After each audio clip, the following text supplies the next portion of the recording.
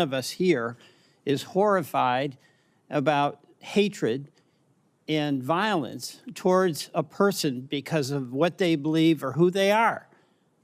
Now, in Vermont, we're pretty proud of being a tolerant state, but we have suffered significantly with anti-Semitic activity. It's horrifying.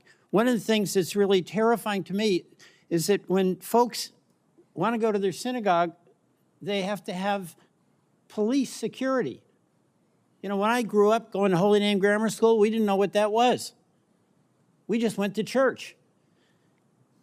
And in Vermont, we had 3 young Palestinian men who were home visiting a grandmother for Thanksgiving. They were out walking. They were speaking Arabic. They had on a keffiyeh. They got shot. They got shot. I'm horrified at what has happened to them. I am horrified at the anti-Semitic escalation towards wonderful Vermonters who are Jews and what they have to endure and the insecurity that they feel.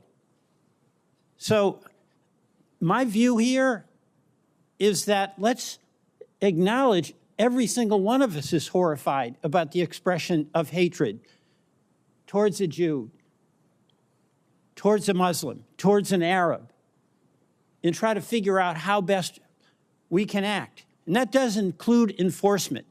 But I have observed that any issue out there that can become a partisan issue often does.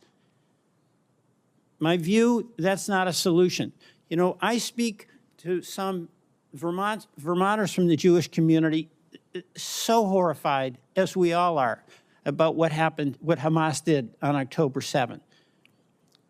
We have a teacher who had a student and was killed on October 7th, and she posted about it and suffered enormous online harassment. But when we had these 3 college boys who were just home for Thanksgiving, and they got shot. I mean, all of us are absolutely horrified by that. And people who commit crimes, particularly hate crimes, they should be punished. But that should be, whether it's on campus, whether it's on the streets of Burlington, whether it's at a synagogue, we all have that obligation. Because that hatred is so corrosive to all of us and to our society.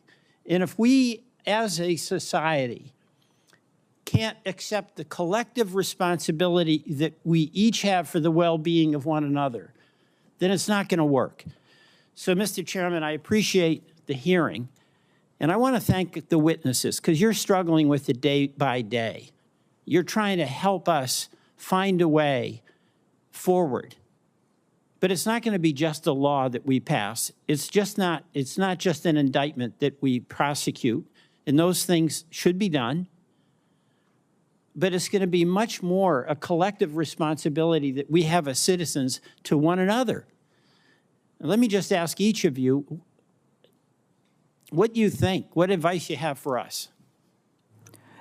Thank you so much for that, Senator, because I do think it's the collective responsibility piece, and it's something that Senator Hirano mentioned when she said, are people taught this?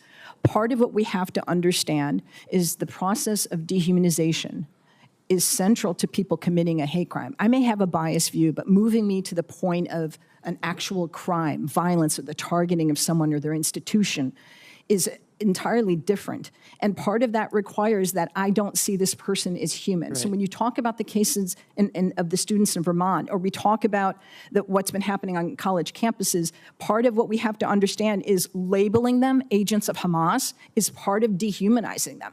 You can disagree or not agree with their speech. What I attempted to say with the ranking member was that he posited a complicated foreign policy question that I don't think belongs at a hate crime hearing.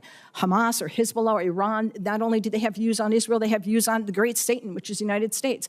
We can have that conversation in a foreign policy context. I just don't think that's the reason that people are marching, Nazis are marching, saying Jews will not replace us, and they blame the American Jewish community for the great replacement theory, therefore they target the tree of life. It's not why Nazis are marching in Disneyland, we have a very real problem. And the center of it is understanding why people hate and what we can do to respond. So the Office of Civil Rights has a budget to respond to the increase in college campus hate that we're seeing. Regrettably, that is not supported in a bipartisan way. So if we intend to actually take this seriously, it's not a conversation about Israel and foreign policy. It's what are we doing to understand that we must improve this response, and that includes no longer dehumanizing Palestinians. Thank you.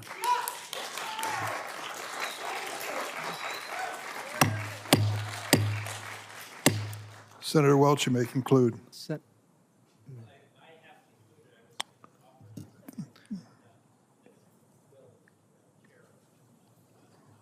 Thank you very much. Senator Hawley.